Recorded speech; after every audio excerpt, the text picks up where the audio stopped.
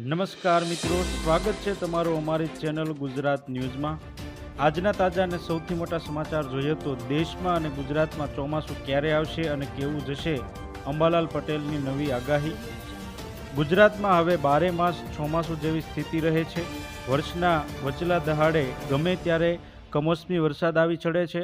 આવામાં ખરું ચોમાસું કેવું જશે તે વધુ મહત્વનું છે। વર્ષ 2024નું ચોમાસું કેવું જશે તે માટે ભવિષ્યવાણી આવી ગઈ છે। આગાહીકાર અંબાલાલ પટેલે અત્યારથી જ ચોમાસાની આગાહી કરી છે। આ વર્ષે ચોમાસું વહેલું શરૂ થવાની શક્યતા છે।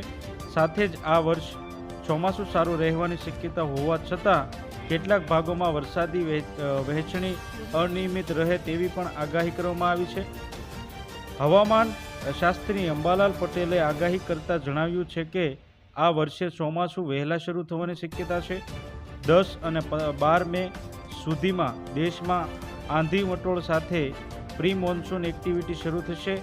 23 અને 24 મે સુધીમાં વાદળો આવશે। 8 થી 12 જૂનમાં ચોમાસાની શરૂઆત થશે। સામાન્ય રીતે ગુજરાતમાં 15 જૂનથી ચોમાસું શરૂ થાય છે। આ વર્ષે આંધી વંટોળ અને ભારે પવન સાથે વરસાદ રહેશે। જુલાઈમાં સારો વરસાદ રહેશે। સારા ચોમાસા અંગે તેમણે કહ્યું કે 28 જૂનથી રાજ્યના મોટા ભાગના સારો વરસાદ રહેવાની શક્યતા છે। જુલાઈ માસમાં સારો વરસાદ રહેશે। પાક માટે આ વર્ષે પશ્ચોત્તર વરસાદની શક્યતા રહેતા દૂધિયા દાણા આવવાની અવસ્થામાં પાક ઉપર વિષમ અસર થાય છે। આ વર્ષે દક્ષિણ ગુજરાત અને દક્ષિણ સૌરાષ્ટ્રમાં વધુ વરસાદ નોંધાઈ શકે છે, તો વલસાડ અને બનાસકાંઠામાં અત્યંત ભારે વરસાદની સંભાવના કરવામાં આવી છે। 16 એપ્રિલથી રાજ્યમાં ગરમીનો કહેર વર્તાશે। અંબાલાલ પટેલે ગરમીની આગાહી કરતા જણાવ્યું છે કે 16 એપ્રિલથી રાજ્યમાં ગરમીનો કહેર વર્તાશે। મધ્ય ગુજરાતમાં મહત્તમ તાપમાન 43 ડિગ્રીને પાર કરી જવાની શક્યતા છે। 18 એપ્રિલથી કચ્છ અને મધ્યપ્રદેશમાં વાદળો આવવાની શક્યતા છે।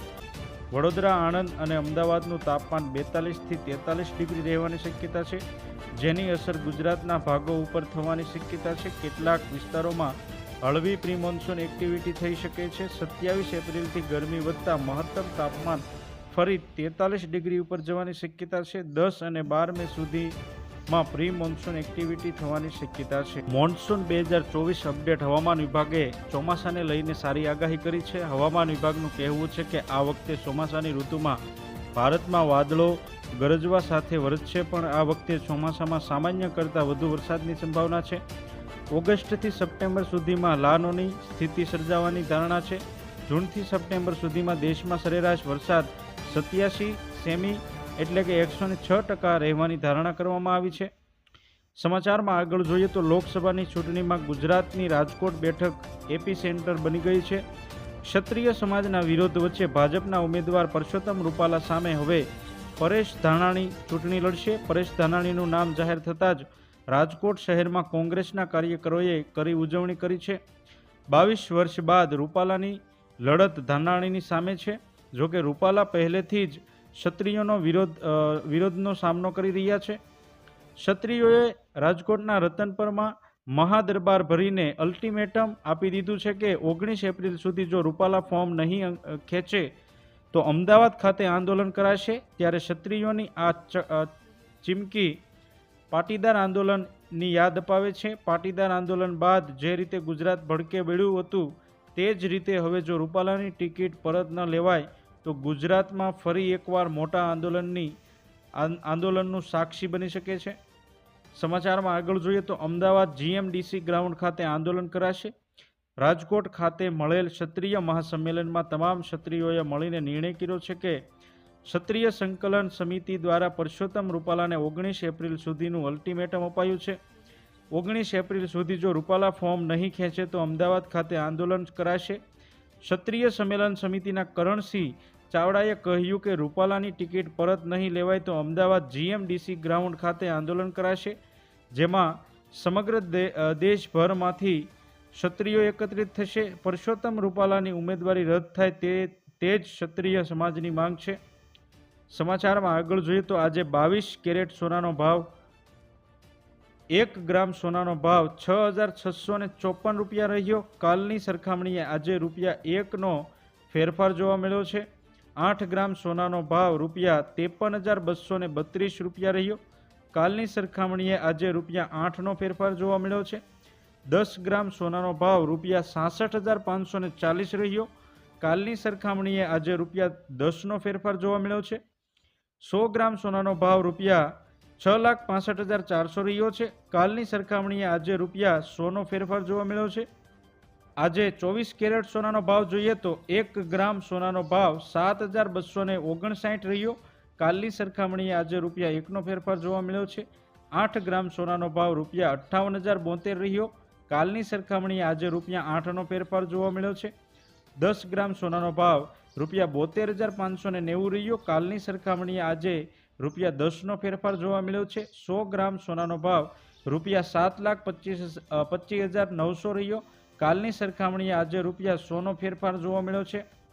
આજના ચાંદીના ભાવ જોઈએ તો 1 ગ્રામ ચાંદીનો ભાવ ₹85.40 રહ્યો. કાલની સરખામણીએ આજે -0.10નો ફેરફાર જોવા મળ્યો. 8 ગ્રામ ચાંદીનો ભાવ ₹783.20 રહ્યો. કાલની સરખામણીએ આજે -0.80નો ફેરફાર જોવા મળ્યો છે.